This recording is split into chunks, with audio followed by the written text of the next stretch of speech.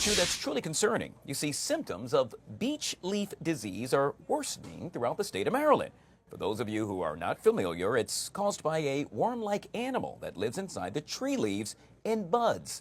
Symptoms are best seen from the underside of well, let's say the leaf, with young trees having the potential to be killed within 1 year of infection. Joining us to discuss this and so much more is local arborist Meyer, right here on the Live Zone. And Lou, before we even get started, I got to tell you, wow, that's the best shot I've seen all day, sir. Hey, that's what I'm shooting for. So I got a beautiful beech tree behind me right here. I'm on the grounds of the Howard County Conservancy up in Howard County, where we've got some prized beeches. It's beautiful. Lou, so I got to tell you, I was not really familiar with this, and once I saw this report, it caused concern for me, and I'm sure it causes concern for you as an arborist. What exactly should we be looking out for, and how serious is this? Yeah, so it's fairly new to our area. It was discovered about 2012 in Northeast Ohio, and it has since moved eastward. As you said earlier, it's an issue that's caused by a nematode, which is a microscopic worm that lives in the leaves of the tree and then overwinters in the buds. Our thought is that this worm also vectors in a fungus that can clog up the pores of the tree. It just causes damage. It causes defoliation, and it causes the leaves to change, and it really affects them. It's a serious issue, though. It does kill the younger beeches, and it can kill the larger beeches, the more mature ones as well. So that tree you're standing next to, as I look at it, it looks like the tree that I would see in my backyard. Can you describe yet again, or for our viewers, can you explain what that tree is? Beech trees have very smooth bark, and you asked about identification. So they've got a very smooth bark, almost like an elephant's trunk. And then the leaves themselves are these serrated leaves, so they've got little points on them. And what you said earlier, too, you can identify this pest by looking up on sunny days just like this. And this tree does not have any signs of it. But if it did, you would see dark green coloration in between where these veins are. And the veins themselves would be the light green. So you get these light and dark variations. It could easily be confused with the shadowing here, but that's not the beech leaf disease, that's just the shadow.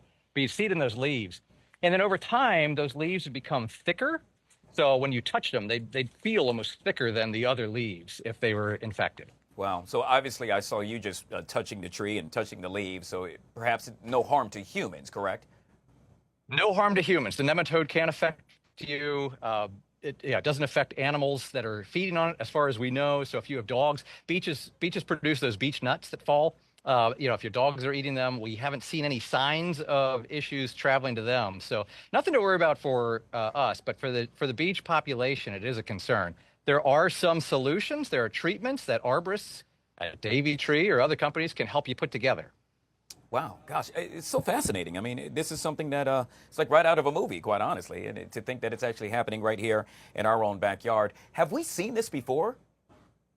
We have not. No, this is a new one. So the beech species have been pretty much untouched by foreign influences, by issues like this. Now, there are health issues that affect all trees. They're living beings like us or our pets, so constant input is required, whether that be nutrient input through fertilization, pruning out the dead limbs, those kinds of things to keep the trees healthy. But in beech trees specifically, this disease is a new thing.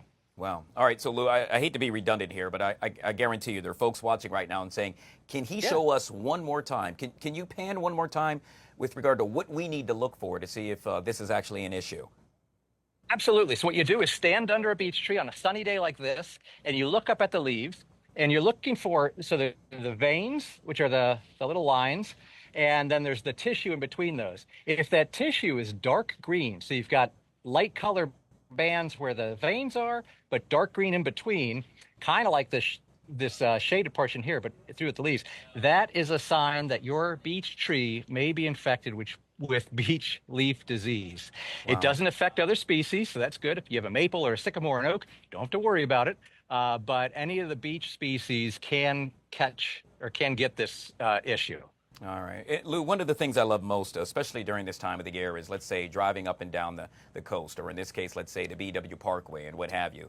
You see the amazing trees. They're lush. They're filled with plenty of leaves.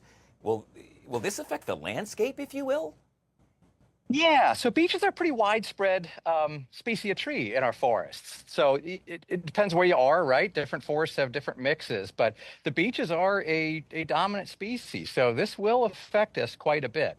Um, we don't know to what extent yet. We know the younger trees are more susceptible. We don't know how bad it's affecting the large trees just yet. But yes, we will see changes in the landscape. Wow. All right. So you learn something new every day, and I definitely learned something new today. Folks that want to find out more information about this, Lou, how would one go about to do so? Yeah, well, you can go to davey.com and look up our local office to come out and inspect your trees and to give you some solutions. Also, reach out to the extension agencies. So, Maryland Extension Agency, the Virginia Extension Agency, these all have resources for homeowners to learn more about specifically beech leaf disease, but any tree or pest issue out there. Truly valuable information yet again by Mr.